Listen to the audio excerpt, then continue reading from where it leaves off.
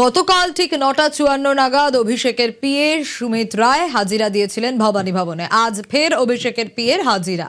আজ ফের সুমিত রায়কে সিআইডি তলব করেছিল। গতকাল ১০ ঘন্টা জিজ্ঞাসাবাদের পর আজ সকালে ফের ভবানী ভবনে সুমিত রায় কখন পৌঁছলেন আরো বিস্তারিত এই বিষয়ে জানাতে পারবে অনুপ রয়েছে আমার সঙ্গে। অনুপ, তো শালবনীর যে জমি দুর্নীতি মামলা, সেই মামলা ইতিমধ্যেই অভিষেক বন্দ্যোপাধ্যায় যিনি আত্মসহায়ক সুমিত রায়, তাকে কিন্তু আজকে আবারও তলব করা হয়েছিল এবং তিনি ৯:৫০ 10টার সময় তাকে আসতে বলা হয়েছিল। নির্ধারিত সময়ের আগেই তিনি এসে পৌঁছেছেন এবং তাকে কিছুক্ষণের মধ্যে জিজ্ঞাসাবাদ শুরু করবে সিআইডি আধিকারিকরা। গতকালকেও তাকে প্রায় 10 ঘন্টা জিজ্ঞাসাবাদ করা হয়েছিল সুমিত রায়কে, যে অভিষেক বন্দ্যোপাধ্যায় আত্মসহায়ক। শালবনীর যে জমি দুর্নীতি মামলা, সেই মামলায় কিন্তু তাকে জিজ্ঞাসাবাদের জন্য গতকাল 10 ঘন্টা এবং আজকেও বলা হচ্ছে সকাল 10টার মধ্যে আসতে। এবং ৯:৫০ তিনি ইতিমধ্যেই ভবানী ভবন সিআইডি সদর দপ্তর সেখানে পৌঁছেছেন এবং তাকে কিছুক্ষণের মধ্যে সিআইডি আধিকারিক তারা জিজ্ঞাসাবাদ করবে। বেশ কিছু প্রশ্নের উত্তর এখনো পর্যন্ত অধরা গতকাল জিজ্ঞাসাবাদের পরেও। সেই সমস্ত উত্তর পাওয়ার জন্য অভিষেক বন্দ্যোপাধ্যায় আত্মসহায়ক সুমিত রায় তাকে আবার আজকে জিজ্ঞাসাবাদ করবে। এর আগে নিউ আলিপুরের তার যে বাড়ি, সেই বাড়িতে গিয়ে সিআইডির পক্ষ থেকে নোটিশ দেওয়া হয়েছিল। তিনি বারবার গওয়াজি ছিলেন এবং তিনি বেপাত্তা ছিলেন। পরবর্তী ক্ষেত্রে যখন সুপ্রিম কোর্টে রক্ষা কবচ পায়, তারপরে দেখা যায় গতকালকেই একেবারে ভবানী ভবনে নির্ধারিত সময়ের আগে তিনি আসেন এবং 10 ঘন্টা জিজ্ঞাসাবাদের সম্মুখীন হয়।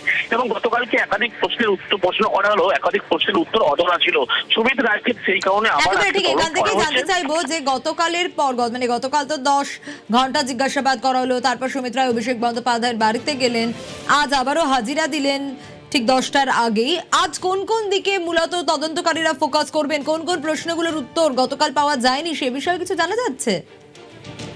দেখো, শালবনীর যে জমি দুর্নীতির কথা বলা হচ্ছে, এক্ষেত্রে তার যে ভূমিকা ছিল সেই সমস্ত প্রশ্নের উত্তর তাকে জিজ্ঞাসাবাদ করা হবে। গতকালকে দফায় দফায় তাকে জিজ্ঞাসাবাদ করা হয়েছিল, কিন্তু বেশ কিছু প্রশ্নের উত্তর তিনি জানি না এমনটা কৌশলে এড়িয়ে গিয়েছিলেন। কিন্তু এই যে জমি দুর্নীতি মামলার ক্ষেত্রে তার ভূমিকা যে ছিল, বেশ কিছু তথ্য কিন্তু পেয়েছিল এবং সেই সমস্ত তথ্য দেখিয়ে গতকালকে তাকে জিজ্ঞাসাবাদ করা হয়েছিল। এবং সুপ্রিম কোর্টের যে বলা ছিল রক্ষা কবচ ছিল, সেই কারণে গতকাল তাকে ছাড়তে হয়।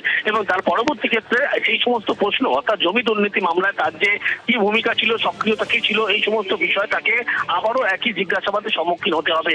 ইতিমধ্যে সুমিত রায় অভিষেক বন্দ্যোপাধ্যায়ের আত্মসহায়ক তিনি কিন্তু এসে পৌঁছেছেন এবং তাকে জিজ্ঞাসাবাদ শুরু করা হবে। কারণ এই শালবনীতে বলা হচ্ছে জমি দুর্নীতি মামলার কথা বলা হচ্ছে, এখানে কিন্তু তার যে গুরুত্বপূর্ণ ভূমিকা ছিল সেখান থেকে কিন্তু সিআইডি একেবারে স্পষ্ট যোগসূত্র পেয়েছিল।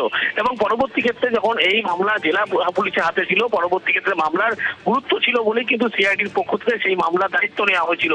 এবং সিআইডির পক্ষ থেকে গতকালকে যেমন 10 ঘন্টা জিজ্ঞাসাবাদ করা হয়েছে, গতকালকের পর আজকে অভিষেক বন্দ্যোপাধ্যায় আত্মসহায়ক তাকে দীর্ঘ জিজ্ঞাসাবাদ করা হবে। এবং শালবনীর যে জমি দুর্নীতির কথা বলা হচ্ছে, তার যে ভূমিকা ছিল সেই সমস্ত সূত্র পেয়েছিল এবং সেই একাধিক তথ্য দেখিয়ে অভিষেক বন্দ্যোপাধ্যায় আত্মসহায়ক সুমিত রায় তাকে জিজ্ঞাসাবাদ করা হবে ভবানী ভবনের সিআইডি দপ্তরে। বেশ।